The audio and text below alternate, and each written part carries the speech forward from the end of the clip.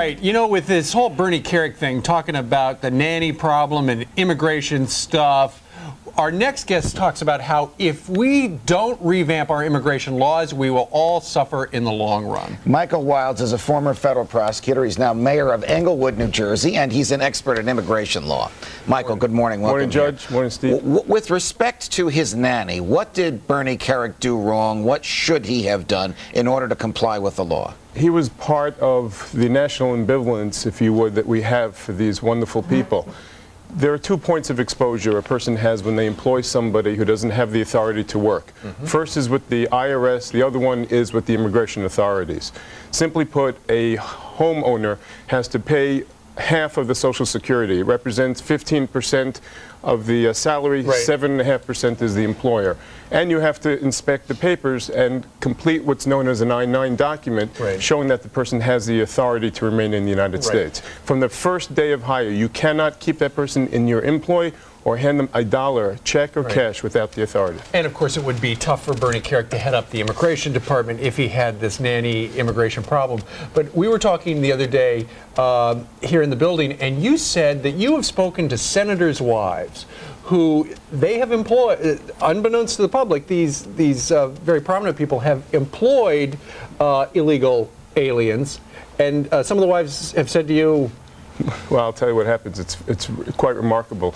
You're sitting in your office a few blocks from the studio, and this has happened countless times. Judges, police officers, politicians, wives, or sometimes husbands will sit there and say, if the housekeeper goes, you might as well go with them. They're staying, you're going. And you have no idea the passion that people feel for these individuals who have no political voice, who have no sense of how to help themselves. But these wives, these family members acknowledge, you know, this is illegal, but, you know, we're in the public eye. Immigration, unfortunately, is only enforced at the borders. We have porous borders. We have millions of people, hundreds of thousands of shipments that come in weekly. It's so important that we revamp these laws so that we have a good departure control. We don't know when people actually physically leave America. The question is, how do we treat these nannies? How do we balance? What is the challenge that Congress has now? Simply put, to make sure that we don't lose our flavor as an immigrant country, but at the same time policing our borders. And anybody who steps out of line of not having a visa is merely punished administratively. It is not criminal to overstay a visa. Are you saying then that Bernie Kerik didn't do anything differently than almost everybody else who wants to give employment to an alien? Judge, yes and no. Yes, he didn't do anything differently than most of the people, unfortunately, throughout our nation. No, he should have done it differently because he has a public trust.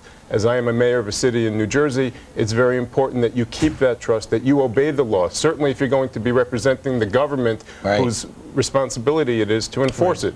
But these are the lost souls.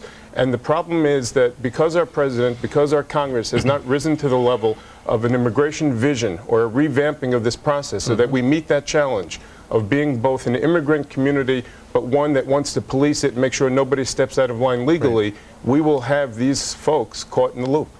As mayor of Englewood, could we possibly get the key to the city?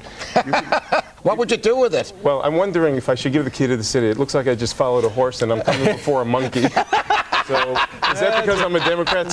You're a good man and you have a very big heart, Michael. Michael Wildes, former federal prosecutor and immigration attorney, we thank you very much for joining us. Pleasure. Good luck to you.